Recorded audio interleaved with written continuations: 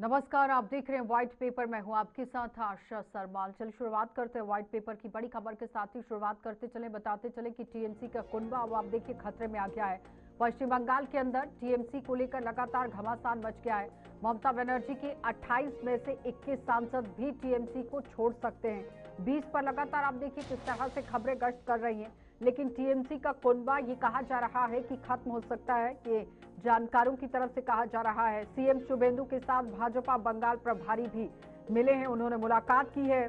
और टीएमसी के राज्यसभा सांसद सुखेंदु का भी इस्तीफा आप देखिए किस तरह से सामने आ गया है। बताते चले कि ममता बनर्जी की 28 में से 20 लोकसभा सांसद टूट गए हैं और एनडीए का समर्थन ये करेंगे, स्पीकर को जानकारी दे दी गई है। और सीएम अधिकारी कह रहे हैं कि यहाँ पर टीएमसी जो सांसद हैं उनसे मिलने पहुंचे हैं, लेकिन फिलहाल इस वक्त 28 सांसदों में से 20 ने एनडीए सरकार को समर्थन देने का फैसला कर लिया है।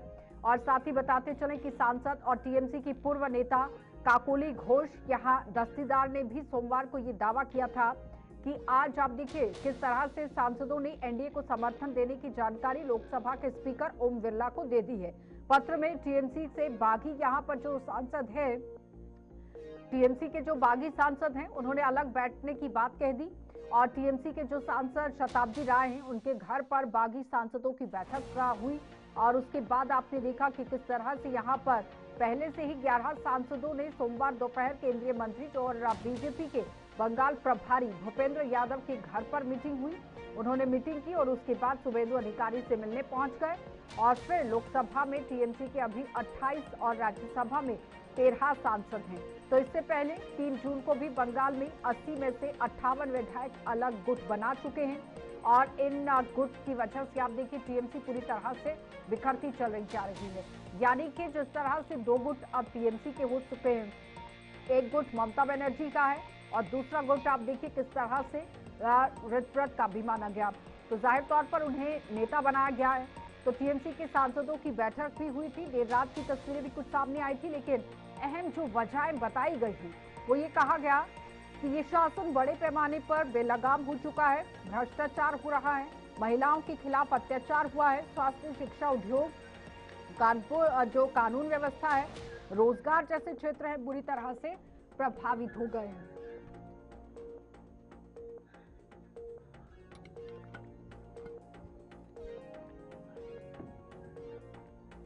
तो जिस तरह से एक बड़ी बातें सामने रखी गई, लेकिन फिलहाल इतिहास में पहली बार ऐसा हुआ कि लोगों ने भारतीय जनता पार्टी के पक्ष में ही भारी जनादेश दे दिया है। और जनादेश भी आप देखिए तृणमूल कांग्रेस की 15 साल के अराजक शासन को खत्म करने के लिए दे दिया है। तो कुल मिलाकर अगर 28 विधायकों में से भी आप देखिए ये लोग ममता बनर्जी को छोड़कर अगर चले जाते हैं ये 21 सांसद, तो जाहिर तौर पर आप समझ सकते हैं कि ममता बनर्जी यानी कि टीएमसी के पाले में क्या बचेगा। फिर उसके बाद तीसरी और दलील दी गई, उसमें कहा गया कि पार्टी उस तरीके से नहीं चल रही थी जैसे चलनी चाहिए। कई नेताओं को स्वतंत्र रूप से काम करने की अनुमति नहीं थी, कई बार नेताओं की राय भी नहीं ली जाती थी और पार्टी के भीतर ऐसे हालात लंबे समय से चल रहे थे। कई नेताओं ने मजबूरी में इसे स्वीकार कर लिया था। ममता ने यहाँ देखिए चुनाव हारने के बाद ना आत्ममंथन किया, ना कारण जानने की कोशिश की। फिर सुखेंदु ने यहाँ नई चुनी हुई जो बीजेपी की सरकार है उनकी तारीफ कर दी और कहा कि वे अपने घोषणा पत्र के अनुसार राज्य के विकास के लिए कदम उठा रही हैं और उसने पुनर्निर्माण के लिए पहल शुरू कर दी है। यानी कि टीएमसी के अंदर जो बड़ी टूट हुई है, इससे पहले भी आपने देखा था कि ऋतव्रत की तरफ से ये कहा गया था जिसे इस वक्त नेता बनाया गया है। और जाहिर तौर पर आप देखिए 50 जो विधायक पहले निकले थे तो एक गुट वहां पर बन गया है। अब दूसरा गुट यहाँ सांसदों का निकलने की कगार पर है और ऑलमोस्ट आप देखिए निकल भी चुका है। तो जाहिर तौर पर इस पर चिंतन मंथन करना जरूरी है कि आखिर पश्चिम बंगाल के अंदर चल क्या रहा है। और तृणमूल कांग्रेस तो पूरी तरह से अगर यही हाल रहा तो बिखर जाएगी और बिखरती दिख भी रही है। चलिए पैनल की ओर बढ़ जाते हैं। योगेश कुमार हमारे साथ जुड़ गए हैं, भारतीय जनता पार्टी से प्रवक्ता हैं, बहुत बहुत स्वागत योगेश जी। राम प्रकाश पांडे हमारे साथ जुड़ गए हैं, टीएमसी से प्रवक्ता हैं, आपका भी बहुत बहुत स्वागत। और मनोज कुमार हमारे साथ जुड़ गए हैं, राजनीतिक विशेषज्ञ हैं, आपका भी बहुत बहुत स्वागत जुड़ने के लिए। सबसे पहले तो मैं राम प्रकाश पांडे जी आप ही के पास आऊंगी। आज तो 28 में से 20 सांसद भी आप देखिए टूटते ही दिखे हैं, तो मतलब टीएमसी के अंदर क्या चल रहा है ये? देखिए टीएमसी के ऊपर अंदर क्या चल रहा है वो आपके सामने है। और भारतवर्ष की राजनीति में एक नया अध्याय लिखा जाएगा 2026 के चुनाव के बाद जो देखा जा रहा है। हम्म। तो खैर, अच्छा है कि लोकतंत्र में इस तरह से सामने आएगा, जहां भारत सबसे बड़ा लोकतंत्र है विश्व के सामने। एक ये बार बार दोहराया जाता था, तो एक ये भी आएगा लिखा जाए कि भारतवर्ष में अब इस तरह से लोकतंत्र को हम्म। संचालन किया जा रहा है। तो ये कोई नई बात नहीं है, तो उसी का एक प्रतिबिंब है कि भारतीय जनता पार्टी की एक गेंद एक एक ब्रिगेड की जो राजनीति है, ये हम्म। 2021 में सब कुछ अपनाने के बाद हार के चले गए थे, तो 2026 में अपनी सारी प्रक्रियाओं को एक केंद्र मैंने राजनीति में तो खैर सब कुछ संभव है, उसको करके दिखाया उन्होंने। और अभी तक चल रहा है। अभी भी बंगाल से उनको पता है कि बंगाल की भूमि बड़ी अलग टाइप की भूमि है। ये जब अपना स्वरूप में धारण करती है तो देश को आजाद करने के लिए जो रूप धारण करती है, दोबारा देश के लोकतंत्र को बचाने के लिए भी रूप धारण करती ठीक है योगेश जी, वो कह रहे लोकतंत्र है, कुछ है। भी कर इसमें चल सकते हैं, तो ये कोई नई बात नहीं है। देखिए, लोकतंत्र है, इसीलिए मैंने कहा कि जो जैसा बोता है वैसा काटता है। उसी आज बिल्कुल सटीक बैठती है ममता बनर्जी पे कि जिस तरह की उन्होंने राजनीति बंगाल में करी, हम्म। वहां की जनता ने तो उनको जवाब दे दिया, लेकिन उनके सांसद, उनके विधायक आज वो खुद परेशान होकर के एनडीए में जाने को तैयार बैठे हैं। तो मुझे लगता है कि कहीं ना कहीं हुई है, तो ममता जी को समझना चाहिए और अपने सांसदों को अपने पास रखना चाहिए, क्योंकि उन्होंने सारी जो कहीं ना कहीं जो अपने अभिषेक बनर्जी को उन्हें ला करके परिवारवाद को बढ़ाया, और सारी जो कई हद तक जो अपनी जो पावर थी उनके हाथ में सौंप दी। हम्म। तो मुझे लगता है कि कहीं ना कहीं वो परिवारवाद इस चीज को लेकर डूबा। मनोज जी, ये बताइए कि क्या ये सीनियर जूनियर के चक्कर में सब कुछ हुआ है कि आप किसी को बाहर से लाते हैं और सीनियर लोगों के ऊपर बिठा देते हैं और उसके बाद टूट लगातार पार्टी के अंदर हो गई, फिर ये आरोप लगाए कि पार्टी के अंदर जो विधायक थे, सांसद थे, वो अपनी मर्जी से कुछ नहीं कर पा रहे थे और कई बार उन्हें रोकने की कोशिश की गई है, जिसकी वजह से ये एक बड़ी टूट पार्टी के अंदर आ गई है, क्योंकि 80 में से 50 विधायक पहले बाहर जाना, जो कि 2/3 बहुमत माना गया कि इन पर कार्रवाई नहीं हो सकती है, फिर आज 28 में से 20 सांसद बाहर जाना, ये छोटी बात तो नहीं हो सकती है, जिस तरह से राम प्रकाश जी कह रहे हैं। मनोज जी। मुझे ऐसा लग रहा है कि इस तरह की अगर घटना घट रही है, जिस तरह से हम लोगों ने देखा, शरद पवार की पार्टी भी टूट गई, शिवसेना भी टूट गई, जैसे ही इलेक्शन हारा टूट गई, हम्म। और अभी हम लोग टीएमसी का देख रहे हैं। तो ये बहुत ही अनफॉर्चुनेट इंसिडेंट है अगर इस तरह की घटना घटती है। जब आप सत्ता में रहते हैं तो आप साथ में रहते हैं, और जैसे ही सत्ता से बाहर हो जाते हैं तो आप अपॉर्चुनिटी ढूंढने लगते हैं कि जो भी पार्टी उनको फैसिलिटेट करेगा और उसको पोजीशन देगा, फिर उसी पार्टी में चले जाएंगे। तो फिर डेमोक्रेसी में एक आइडियोलॉजी की बात कही जाती है, अगर आपके पास आइडियोलॉजी नहीं हो तो फिर आप पॉलिटिक्स क्या कीजिएगा। हम्म। तो जो ट्रेंड पिछले 2-3 साल से देख रहे हैं, ये मुझे लगता है कि स्वच्छ डेमोक्रेसी के लिए ठीक नहीं है। हालांकि जब ममता बनर्जी भी पहले कांग्रेस में थी और फिर कांग्रेस से उन्होंने टीएमसी बनाया, और कांग्रेस के बहुत से कार्यकर्ता को स्वाभाविक है कि उसके साथ जरूर गए होंगे। हम्म। और उसी तरह से जिस तरह से सीपीआई का गवर्नमेंट वहाँ से हटा और बहुत लोग जो है फिर टीएमसी में भी आ गए उसके बाद। तो इस तरह का ट्रेंड जो है खास करके वेस्ट बंगाल में हम समझ सकते हैं कि ऐसी घटना जो है पिछले 25-30 साल से वहाँ पे घटी है।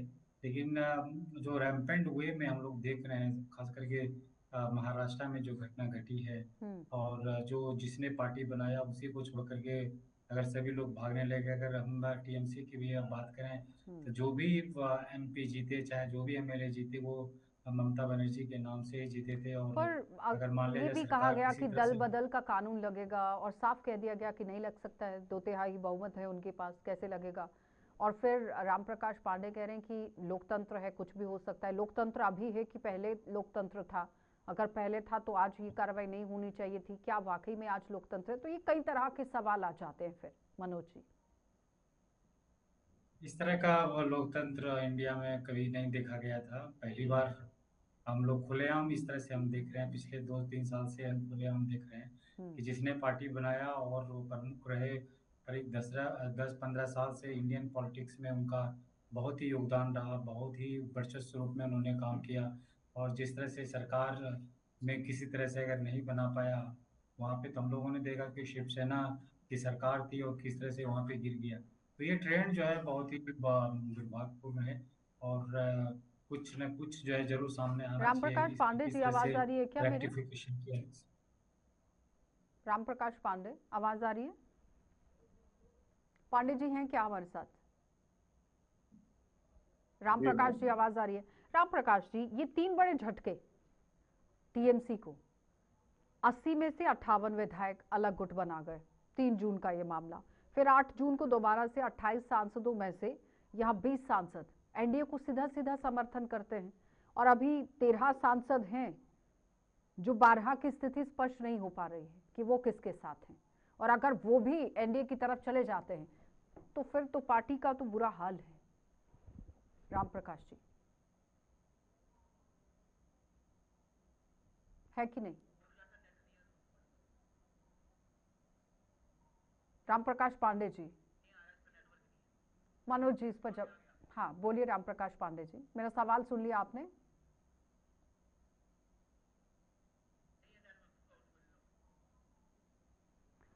योगेश जी, ये बताइए कि जिस तरह से आपका जनाधार बढ़ता ही चला जा रहा है, कार्यकर्ताओं का मनोबल तो बढ़ रहा है, लेकिन एक बड़ा आरोप आप लोगों पर लग गया है कि भारतीय जनता पार्टी की तरफ से हमारी पार्टी को तोड़ने की कोशिश हुई है। ममता बनर्जी ने तो पहले ही कह दिया कि महाराष्ट्र के अंदर जिस तरह से भारतीय जनता पार्टी ने शिवसेना को तोड़ दिया, उसी तरह से टीएमसी को भी तोड़ने की कोशिश में है। देखिए, भारतीय जनता पार्टी तोड़ने का काम नहीं करती है। वो सबका साथ सबका विकास को लेकर के चलने वाली पार्टी है। अब खुद सामने वाली जो विपक्ष पार्टी है, वो जिस तरह की अपनी हरकतें करती है, जिस तरह से उनका व्यवहार है, जिस तरह की राजनीति है, वो खुद उनको इस मुकाम पे लेकर के आ गई है कि पार्टी टूटने पे आ गई है। इनके खुद के सांसद 4 मई को ये बोल रहे थे सुबह 10 बजे कि अभिषेक बनर्जी के लिए इन्होंने तारीफ के पुल बांध दिए थे। आज वही इनका साथ छोड़ करके एनडीए में आना चाहते हैं। देखिए, भारतीय जनता पार्टी ने सिर्फ अपना बल बढ़ाया है, शक्ति बढ़ाई है। जब से पार्टी फॉर्म हुई है, तब से उन्होंने संघर्ष किया। आज इस मुकाम पे आकर खड़ी हो गई है कि सामने वाली पार्टी खुद चल करके आकर के हमसे जुड़ना चाहती है, तो हम तो स्वीकार करते हैं। अभिषेक बनर्जी ने तारीफ नहीं की थी, सुखेंदु ने तारीफ की थी, जो सांसद हैं। उन्होंने कहा कि भारतीय जनता पार्टी अपने संकल्प पत्र पर काम कर रही है। और योगेश जी, एक और सवाल आपके लिए ये है कि आप पर सवाल आरोप ये भी है कि आप लोग क्षेत्रीय दलों को खत्म कर देते हैं। अगर आप किसी के साथ भी किसी गठबंधन में जाते हैं या जहां पर आपकी सत्ता काबिज हो जाती है, तो क्षेत्रीय दलों को पूरी तरह से खत्म करने की भी बात होती है, और आरोप ये सीधा सीधा भारतीय जनता पार्टी पर लगता है। ये राम देखिए, प्रकाश पांडे जी जुड़ गए हम थे, ऐसा आवाज कोई आ रही काम, राम देखिए प्रकाश भारतीय पांडे जनता जी? पार्टी ऐसा कोई काम नहीं करती। जी। बोलिए बोलिए योगेश जी। देखिए, भारतीय जनता पार्टी ऐसा कोई काम नहीं करती है, सिर्फ इस देश के विकास के लिए काम करती है।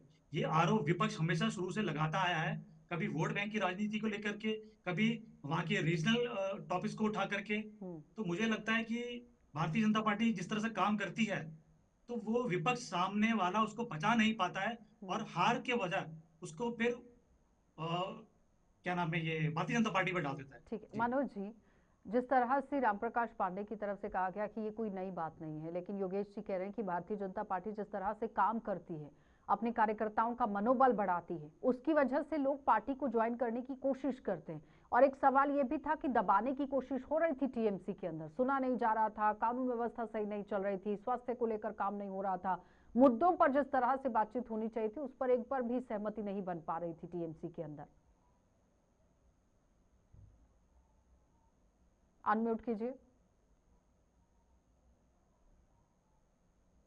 ऐसा लगता है कि अगर कोई भी लीडर दूसरे पॉलिटिकल पार्टीज में जाते हैं, चाहे और कुछ अपना ही पॉलिटिकल पार्टी अगर बनाते हैं, तो मुझे ऐसा लगता है कि एक आइडियल सिचुएशन यही है कि आप इस्तीफा दे दीजिए और फिर से इलेक्शन लड़िए और अपना फिर बनाइए। आपने अगर ममता बनर्जी के नाम पे, अगर आपने टीएमसी के नाम पे अगर आपने इलेक्शन लड़ा और जीता, तो स्वाभाविक है कि आपको जो है उनके प्रति जरूर वफादारी होनी चाहिए।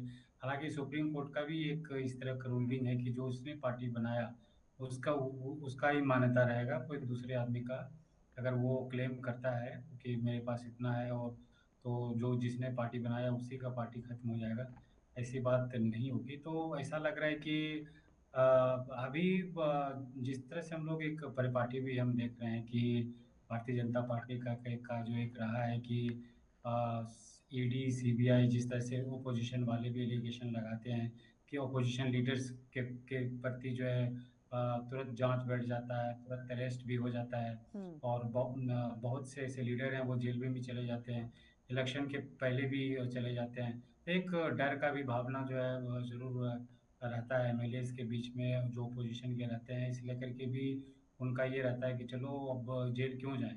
पर जिस तरह अगर से एक आपने कुछ महाराष्ट्र गलत नहीं के किया है तो फिर किस एक बात का डर है मनोज जी? अगर आपने कुछ गलत नहीं किया है, आपने इतिहास में कोई ऐसा गलत काम नहीं किया है कि जिसकी वजह से आप पर चार्जेस लगेंगे या छापेमारी का सिलसिला होगे, तो आपको डरने की जरूरत नहीं है। राम प्रकाश पांडे जी, ये बताइए कि आरोप ये भी है कि पार्टी के भीतर कुछ ऐसे हालात चल रहे थे लंबे समय से, जहां कई नेताओं की मजबूरी में से कई नेता जो सीनियर थे वो मजबूरी में तो स्वीकार कर रहे थे, लेकिन उन पर चीजों को थोपा जा रहा था, उनकी सुनी नहीं जा रही थी और जो वो कह रहे थे उसे माना नहीं जा रहा था, जिसकी वजह से पार्टी में इतनी बड़ी टूट पड़ गई है। क्योंकि 80 में से सीधा सीधा आप देखिए 58 विधायक आपके बाहर चले जाते हैं, फिर 28 में से 20 सांसद आपके बाहर चले जाते हैं, राज्यसभा में 13 जो सांसद हैं उनकी 12 लोगों की तो स्थिति अभी तक स्पष्ट नहीं है, और अगर वो भी बाहर जाते और सीधा समर्थन एनडीए को देते तो आप समझते हैं कि वो नंबर कहां चला जाएगा एनडीए का?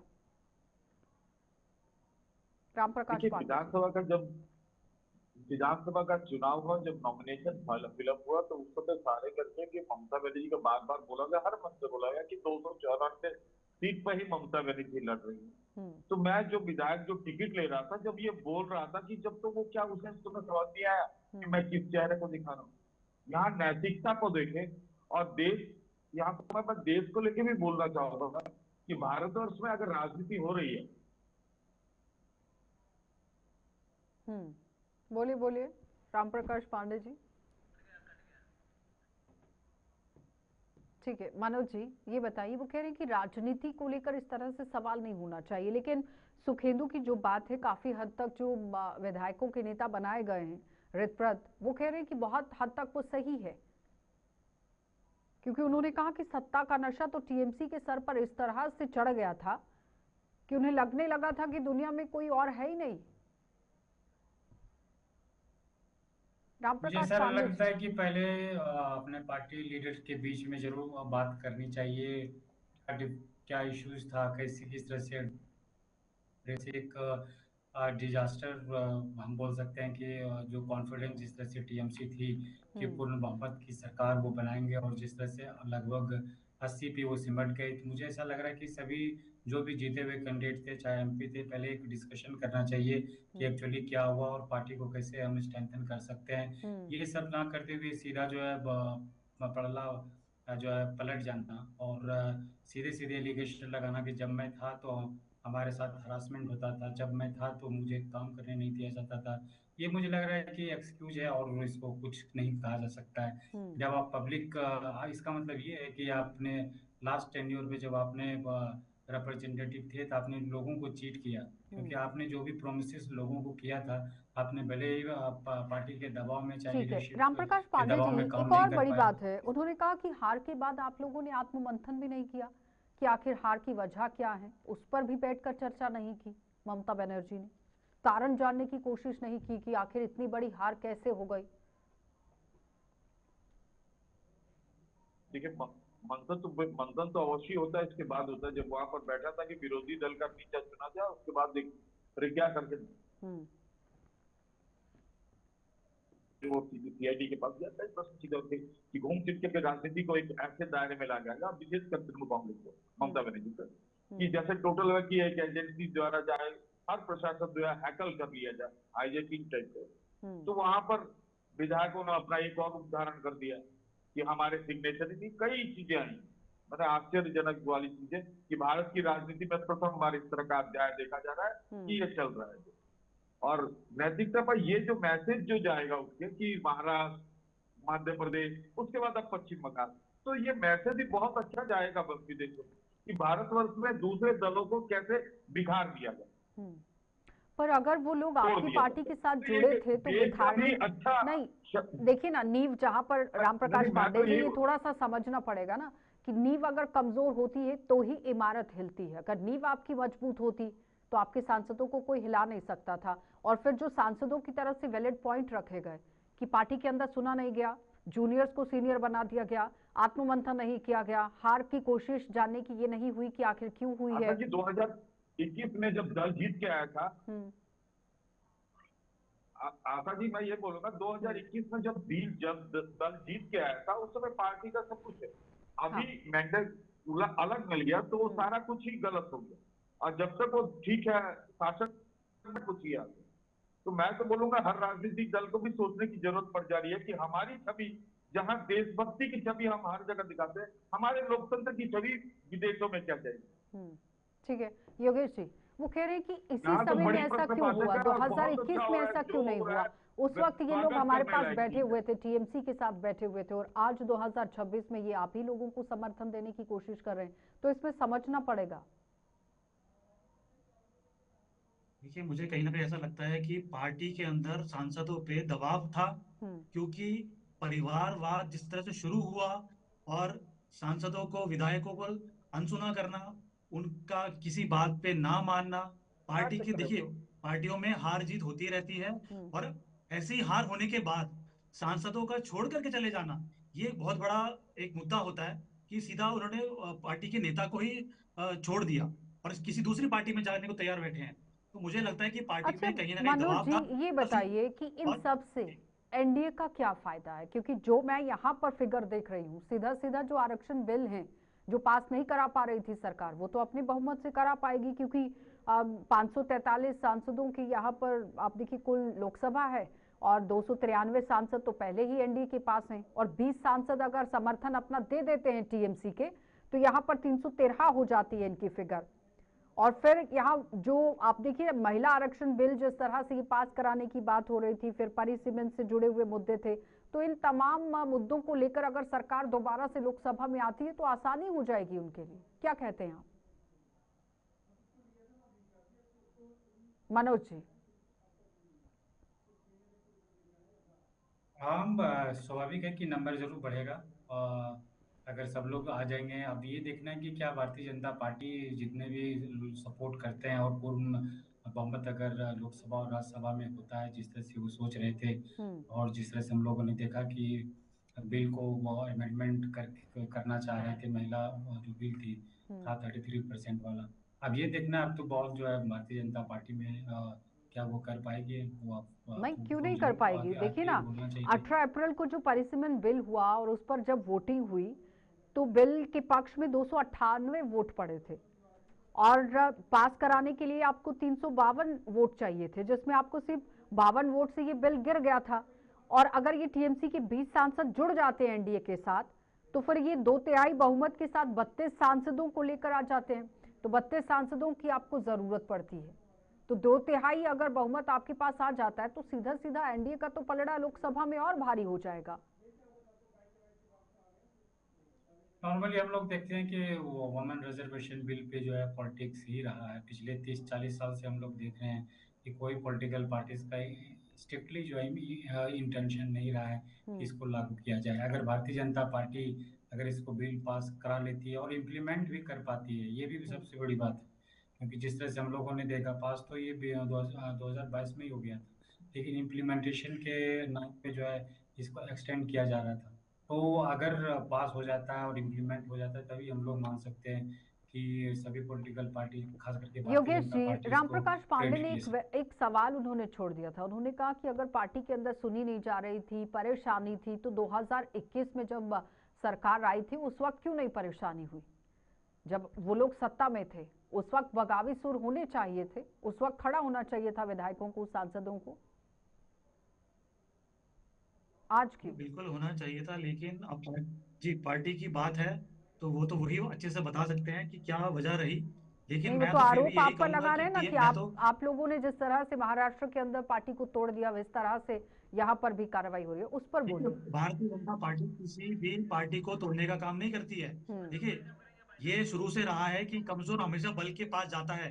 देखिए, जो बल, जो शक्ति भारतीय जनता पार्टी ने इस देश में फॉर्म करी है इतने सालों चलें, में, राम तो प्रकाश कहीं पांडे ना कहीं जी, जब सामने वाली वो कह पार्टी रहे हैं कि टूटती है जितना तो काम वो भारतीय शक्ति की जनता तरफ आती पार्टी है, ने वही तरफ किया घुसती है ना, उसी की वजह से लोग उनके साथ जुड़ने की कोशिश कर रहे हैं। और आप ही के सांसद सुबेदु भी कह रहे हैं कि भाई जो संकल्प पत्र नहीं लेकर नहीं, आए थे उस माने पर उन्होंने अगर काम ये शुरू कर दिया। बोलेंगे कि मैं ही गंगा जल से नहाया हुआ हूँ, तो ये मानने के लिए कोई भी मानेगा नहीं। एक नहीं, दो नहीं, तीन, अरे कितने माने। आप ही केवल गंगा जल से नहाए हुए हैं, आप ही केवल देश के वक्त हैं, आप ही सब कुछ है, बाकी फालतू है यहाँ पर। राम प्रकाश पांडे वो जी, थोड़ी कर रहे हैं, आग ये तो मानने कहीं की बात लगी नहीं। होती है तो केवल ही गंगा धुआं जल से आता है, आप तो ही कहीं ना कहीं परेशानी तो है सांसदों को, विधायकों को, जिसकी वजह से इतनी बड़ी टूट पड़ गई है टीएमसी के अंदर। बहुत बहुत धन्यवाद राम प्रकाश पांडे जी। योगेश जी आपका भी धन्यवाद, मनोज जी आपका भी धन्यवाद जुड़ने के लिए। लेकिन फिलहाल बताते चले, लगातार आप देखिए एक एक करके एक बड़े झटके टीएमसी को जिस तरह से लग रहे हैं। सबसे पहले आपने देखा कि 80 विधायकों में से 58 विधायक बाहर चले गए, जो 2/3 बहुमत के साथ बाहर गए।